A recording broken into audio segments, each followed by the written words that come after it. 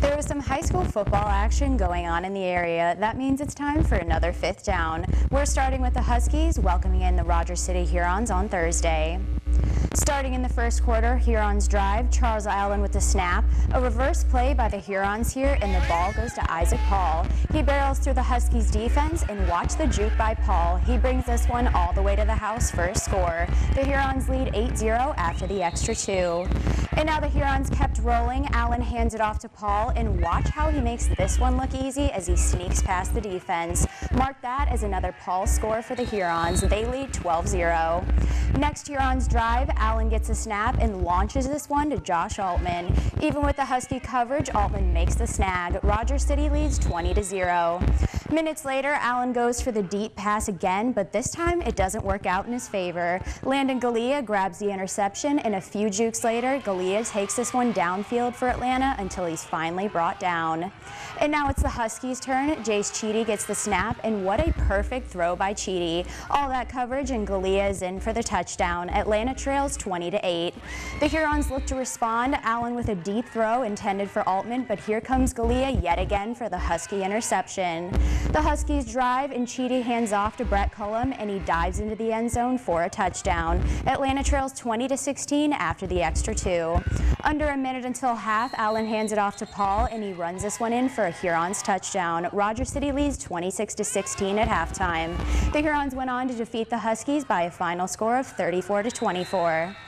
There was some action over at Alpena as the Wildcats hosted Cadillac. In the first, Alpena leads 7-0. Charlie Howell throws a pass, but this one lands right into the hands of Carter Stark for the Wildcat interception. Over a minute left in the first, Howell finds number 2 for the Vikings, and he's in for the touchdown. Cadillac ties this one up at 7. Alpena trying to get out of their own end zone. Jacob Zan hands off to Caleb Donikowski, but here comes Cadillac. The Vikings secure the safety and take the 9-7 lead. Cadillac is in good scoring position. Howell gets the snap, and he's got plenty of time to dive into the end zone for a touchdown. The Vikings lead 16-7. A few drives later, Howell hands off to Connor Vermillion, and he avoids the Wildcats defense to sneak in for another Cadillac touchdown. The Vikings go up 23-7. Alpena's drive with under a minute until half. Zan makes some room for himself and finds Donikowski. He charges downfield for a big gain on the play. Cadillac went into the half leading 23-10. The Vikings went on to grab the 53-23 win over the Wildcats. Switching gears to our Game of the Week showdown between Aubrey Sims and Whittemore Prescott, Carter Zenon hands off to Cole Prendred, and he pushes past the Cardinals defense, heading for the end zone for a touchdown. And now it's the Cardinals drive, and William LaFranca gets the snap and decides to run this one in himself. He barrels through the defense for a big gain on the play.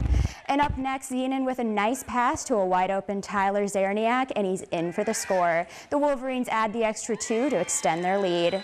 Minutes later, Zenon launches this one to Prendred, and he walks into the end zone for another Wolverine touchdown. The Wolverines went on to earn the impressive 76-8 win over the Cardinals in this one. Moving to the battle between the Tigers and Hillman Alcona, Hillman was looking to pick up their first win of the season, while Alcona was looking to get their third. First quarter, Hillman driving, Edwin Hardy throws a jump pass, and look at the nice adjustment from Evan Crane to make the catch downfield. Alcona would get the ball back, and watch this play from Garrett Summers. No one open downfield. He's going to change directions a few times, goes to his left, then cuts it back upfield. Dodging defenders, magic from Summers as he takes it all the way in for an Alcona touchdown. They strike first. After a 3-and-out from Hillman, first play from scrimmage for Alcona, a pop pass goes to Jeremiah Bullis. He wants to follow up what his quarterback did, and he's going to weave through the Hillman defense, find some space, and he's gone. Bullis with another big run for Alcona. They were rolling early in this one. Alcona would win the Battle of the Tigers over Hillman by a final score of 56-0. In other games, the Oscoda Owls hosted Elk Rapids in their Hall of Fame game. In the first, Michael Miles fakes the handoff and avoids the pressure. Miles tosses this one away, but it lands in the arms of Chase Dearman for an interception. And now it's Dearman's turn. He gets the snap, and watch as he weaves through the Owls defense. He takes this one all the way to the end zone for an Elks touchdown, making it 8-0 after the extra 2. The Elks keep applying pressure, D'Artman hands off to Brendan Shockley, and he's all alone for the score. After the extra two, Elk Rapids leads 16-0. Minutes later, Miles passes to Blake Malik. He gets hit hard here, and the ball comes loose as Shockley picks it up. He takes this the other way for a touchdown. The Owls trail 24-0. And next Owls drive, Dearmont gets a high snap, and the ball slips out of his gloves. Dustin Filipniak recovers the ball for Oscoda. The Elks went on to secure the 30-0 victory over the Owls.